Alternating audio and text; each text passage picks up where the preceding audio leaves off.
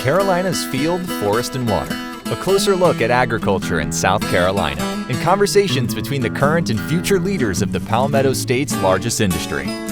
Carolina's Field, Forest, and Water is a production of the student media team at the South Carolina Governor's School for Agriculture at John De La Howe.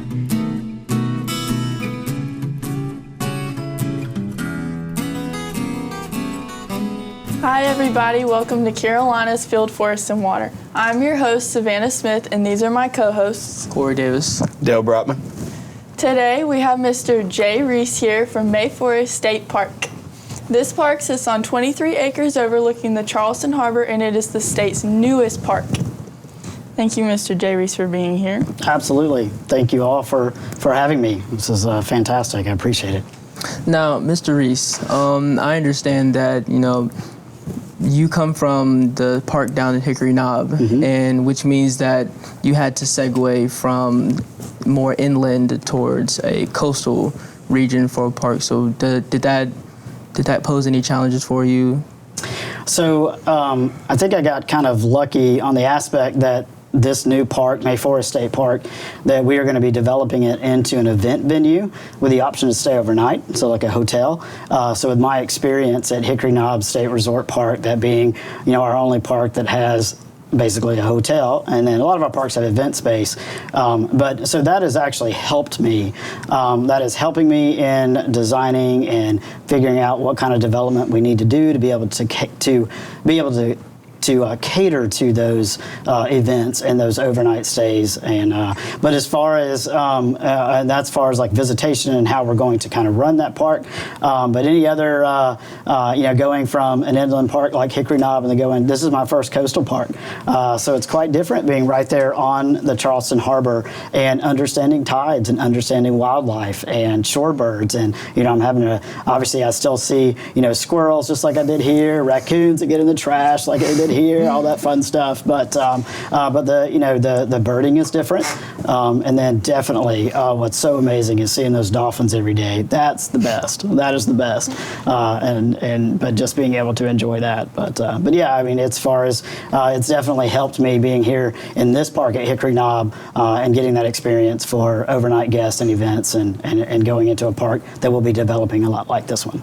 Absolutely. Can you, what does a typical day look like to you as a state park ranger? So, good question. So it's really, since we are in a soft open because we haven't renovated yet, so that soft open means we're only open Monday through Friday, 8 to 5, and grounds only, and just for day use visitation. But a typical day is making sure, obviously when I open my gates, we got to make sure that park is clear of any hazards or any safety issues, making sure that the grounds are clean and ready for visitation, our bathrooms are clean, and depending on what that day is going to be like, if we've got private or public tours, we got to be ready and we got to put on our tour hat so we can take everyone through the former convent. They used to belong to the Sisters of Charity of Our Lady of Mercy. But this just kind of something else that's on, for those of us park managers that are in new parks, we've got a different our admin is a little bit different. So yeah, we always have our admin, our emails that we're running through, but we're in a lot of meetings. We're meeting with a lot of different engineers, again, because we're developing this park. We're developing these new properties that we have. So sometimes my day can venture off to have meetings with engineers, whether it's on park or off park or visiting other parks and things of that nature. So, but it's usually typically pretty much the same. I've still got to get ready for my visitors and keep those bathrooms clean and keep that park clean. But that's pretty much it. So you mentioned the Sisters of Charity. How does the park reflect or honor them? Very good question. So on a daily basis, and here's why I say that, and I'll just go ahead and say it this way. A lot of times in my tours or in my talking, I have an obligation, obviously, to the community and to the visitors and everyone that I serve. I have an obligation to SCPRT, Parks, Recreation, and Tourism, my job and my agency that I work for. But we have a huge obligation to the Sisters of Charity of Our Lady of Mercy. This is their former mother house. This is their last mother house, and this is it's their legacy and their mission that we've got to continue and talk about. I will say that when I was hired a couple of years ago, there were 12 sisters left or 12 nuns left, and we are down to 8. And to say it this way, when they pass away and they're gone, that's the end of this order that started in 1829. So how extremely important and for us to continue talking about the Sisters of Charity and the impact they had not only on Charleston, but South Carolina and North Carolina, Georgia, all the way up to Maryland and New Jersey. And so it's very important. So daily I continue to talk about, whenever I run into a visitor, I'm talking about, because of course people are like, what is this place? Because they don't know. So I'm like, oh, let me tell you all about it. And then now you've got to sign up for one of our tours so you can learn even more and possibly meet a sister. But every day we're continuing to talk about the Sisters of Charity of Our Lady of Mercy and their legacy. That's actually extremely interesting. You mentioned different spots around the park that you love to, especially the dolphins. You love to see those. That's right. So not only does the wildlife, obviously, pertain to your fancy, but how does scenery? Whereas, are there any spots that have a special place in your heart? That's a good question, Corey. So being outside, a really special place is, there's this one beautiful swing that sits kind of in the perfect spot of the property that overlooks the Charleston Harbor. And from that swing, you are looking at the Ravenel Bridge. Off to the left, you're looking at downtown Charleston. You're looking at the famous Battery. To the right of that bridge, you're looking at Mount Pleasant and all the way to Sullivan's Island. And if, DNR has, Department of Natural Resources has buildings on the point, and actually if some of their buildings weren't there, you could literally almost see Fort Sumner from that property. But it's a very special place to sit and swing, and knowing that this is where the sisters sat and reflected on their day or their mission, and it's just what a special place. Other than being outside, inside the former Mother House there's the Heritage Room and the chapel. Those are probably two of my other really favorite spots, just as far as the Heritage Room, because that has all of their history, their heritage, where they came from, what their mission was, what they've been doing, and what they are still doing, and talking about the Sisters of Charity. Then of course that chapel, it's such a quaint little special chapel. Mind you, and I keep saying Mother House, this right now it's just a big house. That's what it is. This is where the nuns lived, and they just so happen to have a chapel in their house, and it's just very, very special. So sometimes in the morning, I'll depending on what kind of day I may have, that I'll step into that chapel and I'll sit down for a second and just kind of reflect on what my day is going to be like, and then go about my wonderful day. So, absolutely, good question. Absolutely. Given that May Forest State Park is a lot smaller than our other state parks, how does that really change up the operation y'all are running there? So May Forest. So now we stand as being the smallest park right now in the Park Service. Right, I think behind Colleton right now. Colleton's 35, so we're 23 acres. Savannah, like you said earlier. But as far as it can be a challenge when you have that small of a park. And as far as, and I'm sure that, a lot of you may heard that, especially with our coastal parks, we reach capacity pretty quickly. When we have nice weather, obviously everybody wants to go to the park. That's why we're here. That's what we want to do. That's what I want to do too. But so we reach capacity, so we have to close our gates. So those are the challenges and things that we're thinking about too at May Forest. It is a very small park, and so we know that we're going to reach capacity pretty quickly. So that's part of also why we're still, we're in that soft open. We don't have we don't have a lot of parking spots. We don't have a parking lot really designated for visitors. So that's a lot of reason why I'm still only open Monday through Friday, because we've got to figure out those logistics before we're able to open the doors on Saturday and Sunday, and we have an influx of people.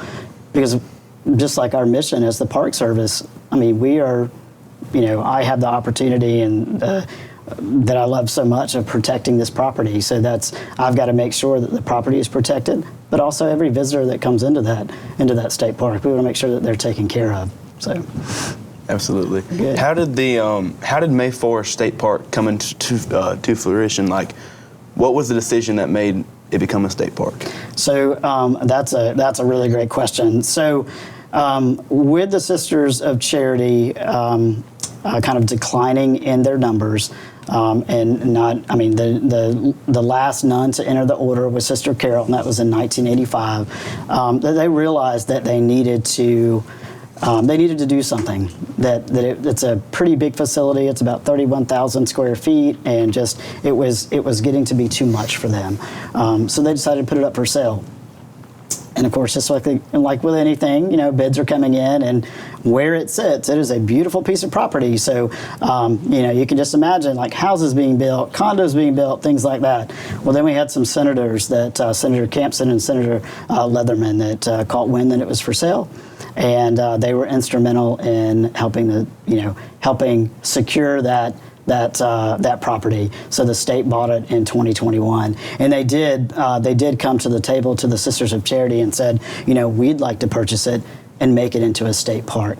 And of course, they absolutely that they knew that it would be preserved and taken care of, and that their legacy would continue in a state park. And how amazing is that? So, it's amazing. I mean, it really is. Really amazing. So you're talking about their home, obviously. Mm-hmm. What are some of the challenges that you face in preserving a chapel over 130 years old? That's another good question. So the chapel was actually in the main part of the mother house was actually built in the 50s. They bought the property in 1946, and they built that property, or built the mother house in the 50s. Now the stained glass actually it's from the 1890s, and actually came out of St. Joseph Academy that was in Sumter, South Carolina. They actually closed that academy. That's where they had a school, where they had an orphanage, but they closed that academy, I believe it was in the 1930s. So then that stained glass was put in storage and then brought to May Forest in the 50s. But to answer your question, so that stained glass is obviously, it's very old and it's irreplaceable. So it is protected on the outside. The sisters already did that from hurricanes, things of that nature. So that's what we're working on in development. On the inside of it, we've got to keep folks from touching it, and we've got to be careful. So we're working on a protective, whether we put another window on the inside of it, obviously we can still see, or plexiglass or something of that nature. But yeah, it makes me nervous that we don't have it yet, and I know it takes a little bit of time because that's irreplaceable. I don't want to be the one that has to call the Sisters of Charity and say, oh my goodness, something happened to a stained glass. So we'll definitely be protecting that. Did you have to acquire because we've already mentioned that you came from Hickory Knob and had to move to the coast, and did you have to acquire any further education for that, or was it just a smooth transition? So really, it's just a smooth transition. As far as when you are a full-time park ranger, we do require that you have a college degree, which I do have. My background is a little different. I have a college degree in business information systems. So my background is a little bit different. I don't have a degree in Parks and Rec like a lot of my colleagues do have. But because of my business background and my retail, I used to manage Starbucks before this and Target before that. But because of my business background, and we run our parks a lot like a business. We are a self-sufficient agency, so we're operationally self-sufficient. Hence why, how great for us to have a property like May Forest and to turn it into an event venue with the option to stay overnight, so we can start to grow that revenue and more revenue into our park service, because that revenue that goes into our agency, it stays in our agency and goes into our parks for the development of some of these new parks, but enhancements in some of our existing parks. So. Absolutely. You mentioned that it's on a soft open right now due to renovations. Mm-hmm. What can the public expect new to come to May Forest State Park? So good question. So right now we are still working on the logistics of getting open on Saturday and Sunday. I want us open on the weekend too, so everybody can really enjoy the park. So now that I've been able to hire a new full-time ranger, so Kendra Workman, which I'm so excited that she is there. So now there's two of us. So now we've been talking about and working on the logistics of how we are going to handle opening the park on the weekends, and how we're going to be able to communicate if we get to a point to which I imagine that we that we have to close the gate. What's that going to look like? How are we safely going to turn people around? Because if you've ever been down there, or when you get to come down there, you're going to be taking Fort Johnson Road, and you basically come down to a dead end, because you come down to another closed gate, which is SCDNR, because that's their research, their marine research facility, and it's not public facility, so it's closed. So we have to logistically try to figure out, so we're not backing up traffic and blocking our neighbors in their driveways and things like that. So that's what we're working on. But as far as the future, a little bit further into the future, as we are securing funding and working on the specs to go out for bid to hire an engineering firm, you're going to see this spectacular, beautiful event venue with that option to stay overnight. But places like, you can just imagine on the weekends, these beautiful weddings or any kind of event from birthday parties, anything like that, to corporate events during the week, things of that nature. So that's kind of the plan. Good. You mentioned doing like event. Do you guys have any jurisdiction over the water area for events? Or is that out of your zone of control? So that wouldn't be, because we manage the 23 acres of May Forest. But if we wanted to do anything that may, some kind of experience that may involve the water, my colleagues next door, South Carolina Department of Natural Resources, that'd be my first call to talk to them and say, hey, we're thinking about this. Help me line up who I need to get involved if that's something that we want to do. So that's a good question. So have you ever had any issues with, because you mentioned that you have to close your gates whenever you guys hit capacity, have you ever had any issues with maybe keeping people away from the gates, or has everybody been relatively docile? So far, actually, everyone has actually been pretty good. Of course, there are some folks that will walk onto because they're walking their dogs, or they're going for a walk, and they don't realize, even think about the gates are closed, but you can still get into the property, and they walk down. I live on property, so when I see them, I go chat with them, let them know the park is closed, and we'll be open back up tomorrow at 8 or whatever day it is. But just for your safety, because I don't have anyone on duty, and sometimes I'm not there if I am off park, or I'm going out to eat, or I'm running my personal errands, things like that. But it's for the safety fact. But so far, actually, the park really butts up to some really great neighbors that are also very excited that it's a park and it's not houses or condominiums, and that the Sisters of Charity, that their property is going to be preserved. So most of them are just as protective as I am. So, a good one. So you're talking about this beautiful property. The property value must be pretty significant. How does the history have an impact on that now? So that's a good question, and that's what it. So basically, I'm going to say it like this. This stems from our state park mission. Our values of stewardship and service, and really, let's see. It's you think about the value as the historic value and the preservation value, and the fact that land is not being made every day. So the opportunity for us to purchase green space in this beautiful property like that, for it to be preserved for your great grandkids to be able to go enjoy, that just doesn't happen. So when we get the opportunity to do that, well, we want to jump on that. And thankfully that we are doing those kind of things. And just like, May Forest State Park isn't the only new park that's coming, that's coming to our state park service and to the public. I mean, you've got lined up, We've got Ramsey Grove that's coming. We've got Black River State Park, Pine Island. There's a list. I mean, there's a list of a lot of new parks that are coming. So what an exciting time to be with the Park Service, and an exciting time to be living, to watch these parks develop into these beautiful spaces that we all get to enjoy. So, you're saying it's such a beautiful space. It's probably quite the experience going there. What's the nature and wildlife like, especially going from inland to the coastal area?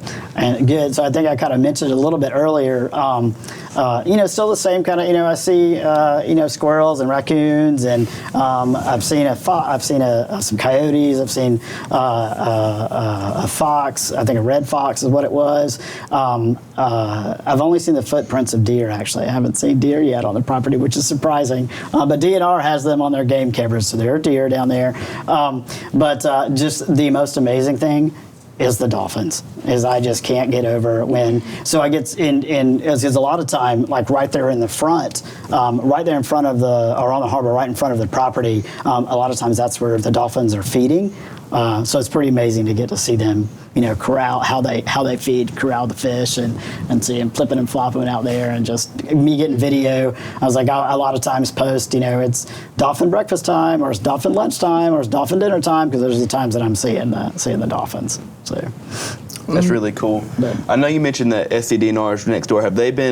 Have they really helped y'all move into this new space, considering they were like previously established there before? They most certainly have, and fantastic question there. So immediately I was like, we have a really good relationship with the Department of Natural Resources right there. They have certainly helped me, because of course I have me being new to that area, this being my first coastal park, but being right there at May Forest State Park, I do have the questions that I've had, they've been able to answer, and they help me out. And of course, luckily, we've been using the convent space. We've been using it for trainings. So DNR also comes over, and they'll do some of their trainings, by using the space there, just because we're not allowed to open it to the public yet. Again, because it's a big house, so it's not commercially ready. So we're just using it internally. So, but we have a very good relationship. They come over in some of the programs that they've been doing. They've been bringing kids over doing programs at the park, and but no, we have a good relationship. So I'm excited. I'm actually very thankful that the park that I manage butts up and is next to DNR. That's amazing. Good. So, excuse me if this is an ignorant question, right? I've actually never been to any state park, but I do know that like very often people go to camp out at state parks, especially larger ones, right? Would that ever be like an option for anyone heading to Mayflower Park? Because I know it's a very small park, so it is, and actually because of May Forest being such a small park and what it's going to be, there will not be an option for a campground. So we do have, obviously we have different opportunities at different parks. So the opportunity at May Forest will be that event venue with the option to stay overnight. So it'll be a hotel. So there really is not a space for a campground. So that's a great question. When we were having public meetings before, as we were developing the master plan, that was most certainly questions. Are there going to be camper cabins? Are there going to be cabins? Are there going to be campgrounds? Things of that nature. And you've got to think about where this sits and just how small the property is. That unfortunately that was not going to be able to fit into the master planning of May Forest. But there are lots of opportunities to go camping at some of our other parks. But we're going to fix that, Corey, that you haven't been to our state parks yet. We'll definitely fix that. Good. So considering that, how do I word this? Considering that, how do you expect your popularity and your size to grow later on in the future? Because I know you guys have event and venues and things like that planned and coming up. So like whether or not you guys invite, like you mentioned, there are like you mentioned, kids come on to the convent house. So how do you guys expect to grow?